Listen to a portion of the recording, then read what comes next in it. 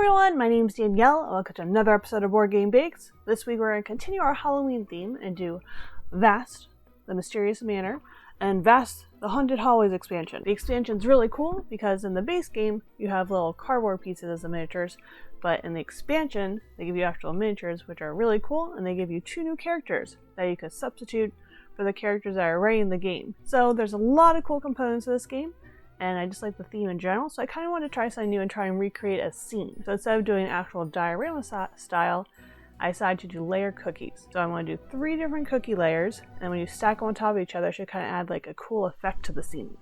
Let's get started. Are you excited for Halloween game number 2? I decided to do a standard sugar cookie with a little twist. Cream 2 sticks of softened unsalted butter and 1 cup of granulated sugar in your stand mixer on medium speed. Meanwhile, add 3/4 teaspoon baking powder and 1/4 teaspoon of salt to 3 cups of flour. Give it a quick whisk. Once your butter mixture is creamy and a pale yellow color, add in 1 egg and 1 tablespoon of milk. Put the mixer on medium speed, and once your egg and milk have been incorporated, slowly add in your flour mixture. Before everything is fully melded together, add in some purple food coloring, or if you don't have that, use red with a little blue. When the dough comes together, pour it onto the counter and do any additional kneading you need to get all that purple color. Divide the dough in half and make 2 flat discs that you wrap in saran wrap and chill in the fridge for at least 2 hours. Now that your dough is chilled, roll it to a 1/4 inch thickness.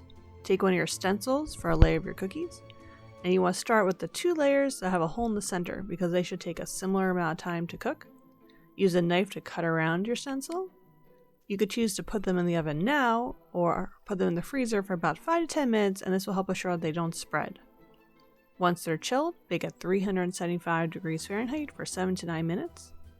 You're going to repeat the process to get the large back cookie. I also rolled out another large blob that I was originally going to use to cut and have separate layers between the cookies, but I decided that they looked fine just stacked on top of each other, and that saves an extra step. Hey everyone, while you're here, make sure you hit subscribe for new videos every Tuesday at 12 p.m. EST. Thanks! Let's start decorating. Take your thick black royal icing and outline your shapes. The trick is to have the markings line up on all 3 cookie layers so it looks like one complete room from the cover. Outline your paladin and add ceiling and floor details as needed. It wound up making sense that the front cookie had more floor details and they got fainter as it went back. The black icing is what we're using to get our main design of the cookie, and then all you really have to do after this is fill in the spaces that you've created.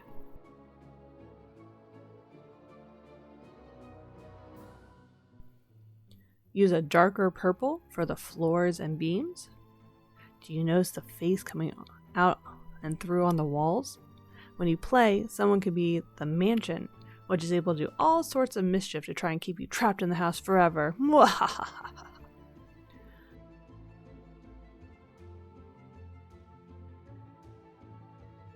For the skeleton and paladin details, I had the box next to me and did my best to match the colors.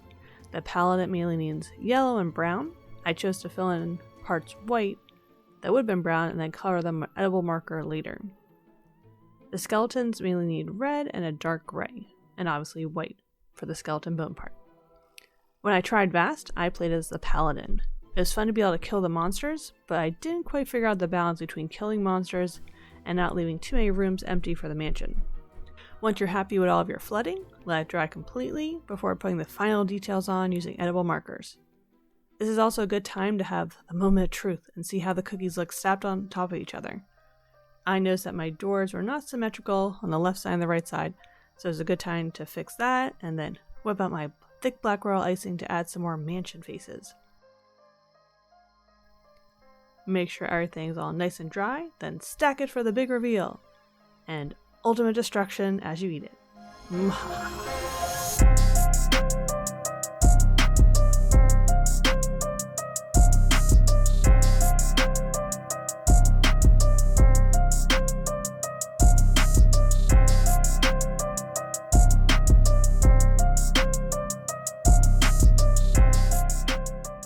Thanks for watching another episode of Board Game Bakes. I hope you enjoyed seeing the cool cookie scene. We're in that Halloween season, so okay, what's your guilty pleasure? Which Halloween candy is your favorite? I'm a sucker for anything with chocolate and peanut butter, so usually Reese's are my favorite, but have you had Take 5? Those are so good too. Let me know down below. Keep playing games and keep them sweet. Bye!